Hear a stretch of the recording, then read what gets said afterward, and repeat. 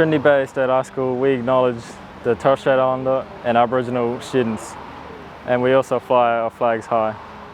The Aboriginal flag represents all of Australians uniting together. The red represents the depict as people coming together. The yellow represents the sun, and the black represents Australian people.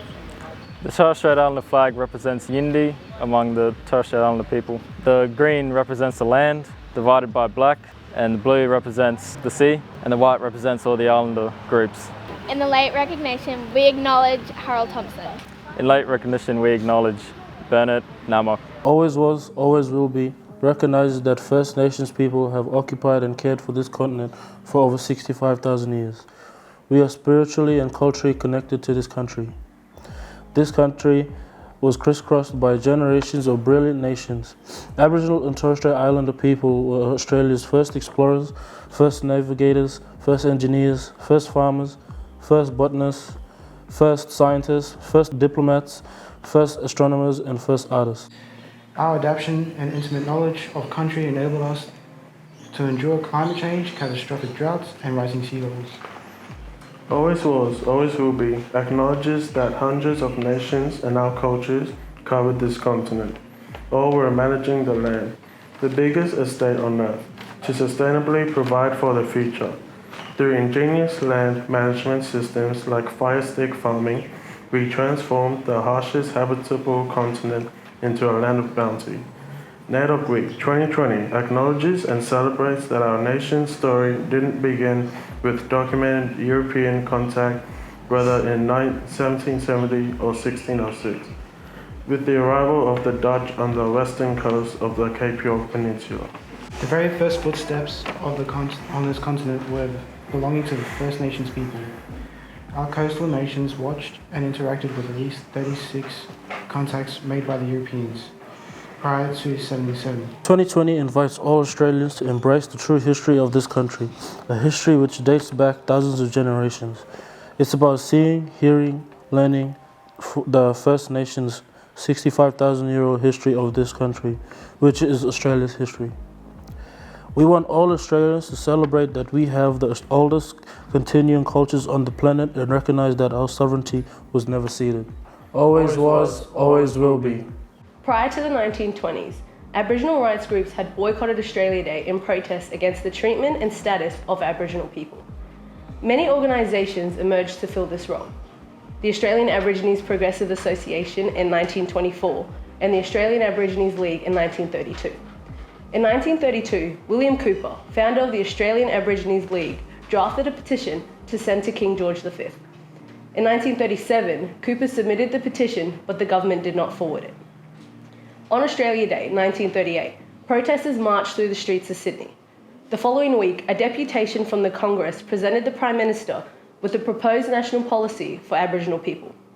At the time, the government did not hold any constitutional powers in relation to the Aboriginal people, so the policy was rejected. After the day of mourning, there was a growing feeling that it should be a regular event. In 1939, William Cooper wrote to the National Missionary Council of Australia to seek their assistance in promoting and supporting an annual event. From 1940 until 1955, the Sunday before Australia was a day of mourning, now known as Aborigines Day. The NMCA believed that the day should become not simply a protest, but a celebration of Indigenous culture.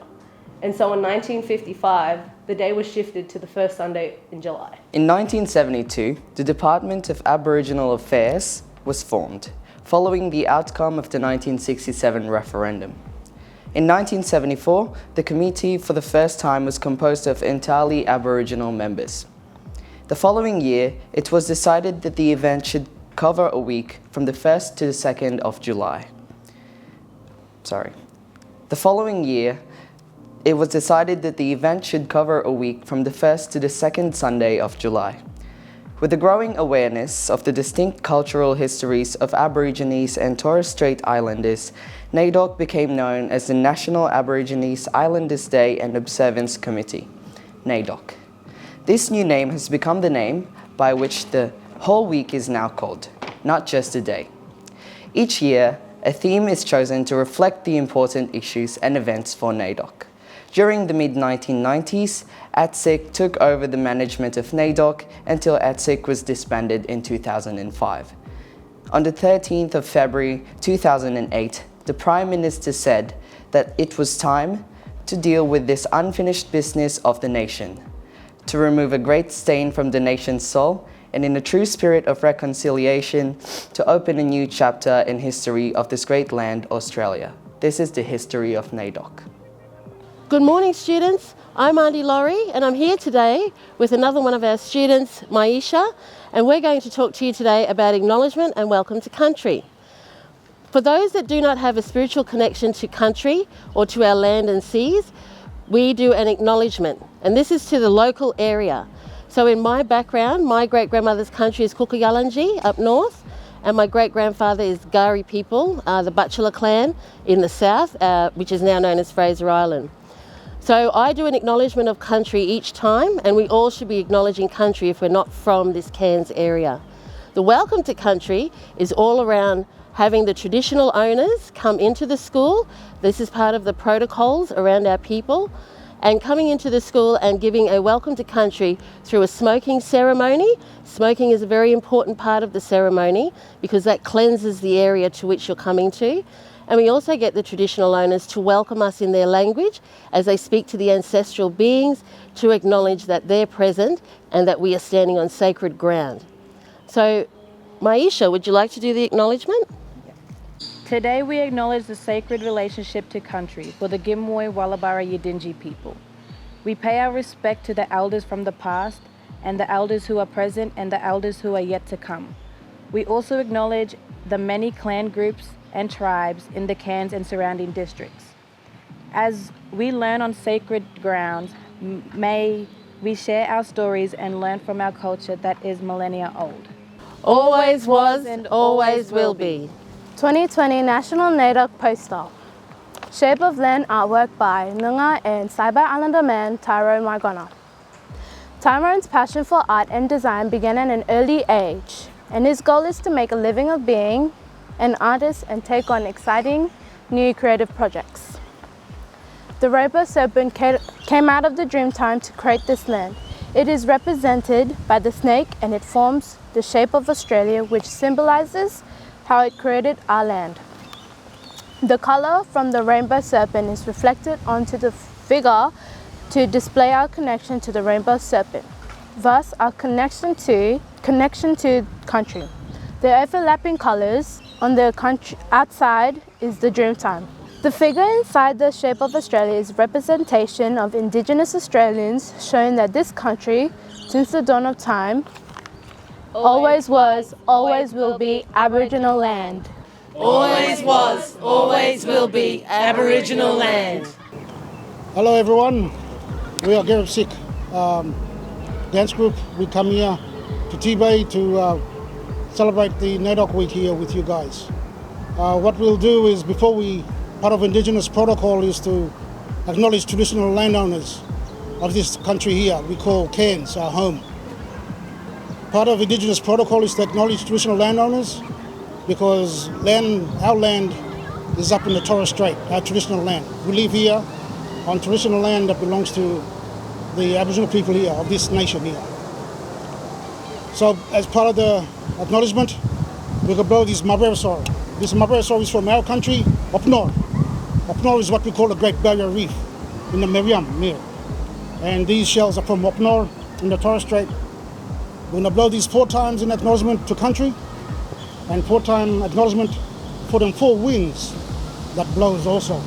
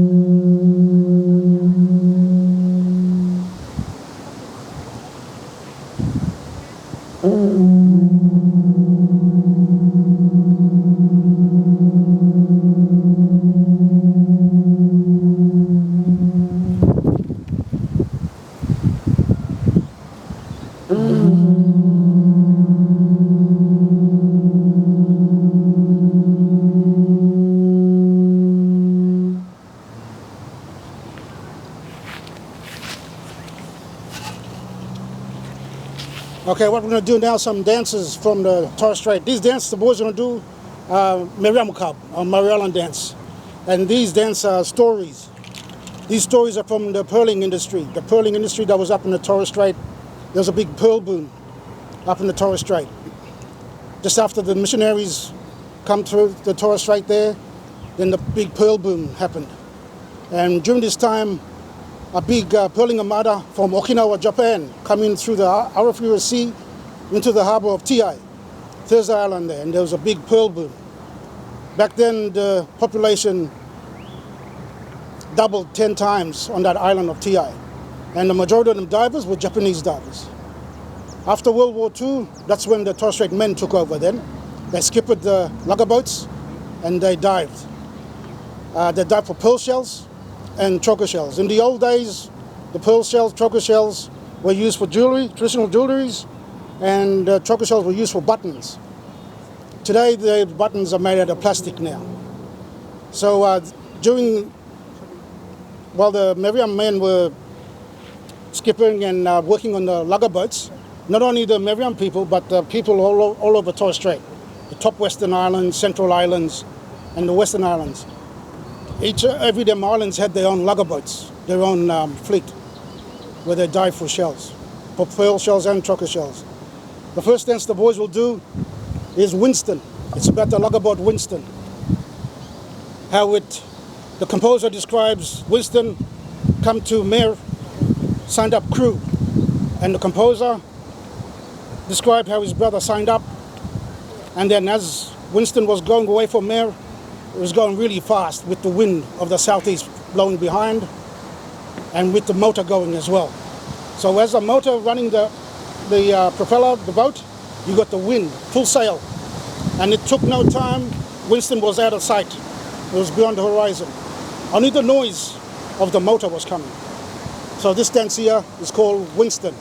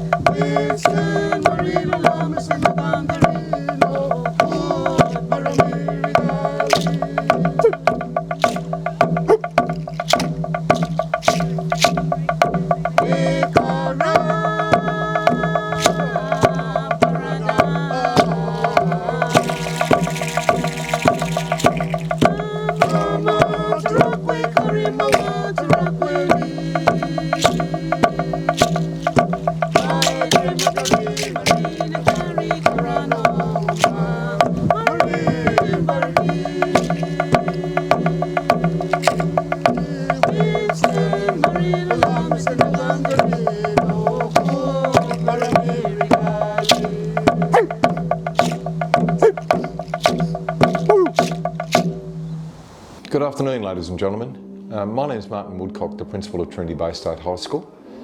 Before I begin, I'd like to acknowledge the traditional owners on the land on which we meet today and pay my respects to elders past, present and emerging.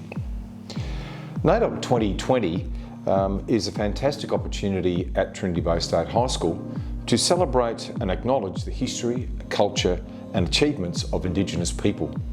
The theme this year is Always Was and Always Will Be. This particular theme really does gel with our Indigenous community because it relates to learning and engaging together here at the school. This NAIDOC week will be a recognition of Aboriginal and Torres Strait Islander peoples and a recognition that they have occupied and cared for this continent for approximately 65,000 years. At Trinity Bay State High School, we have celebrated NAIDOC at school for over 35 years, recognising and sharing culture, stories, dance, food with our school community, its students, its parents and staff members. NAIDOC 2020 brings Indigenous peoples and history into the hearts and minds of our school, its students, its teachers, its staff and our visitors. It highlights the importance of Aboriginal and Torres Strait Islander perspectives in our education system delivered at the school.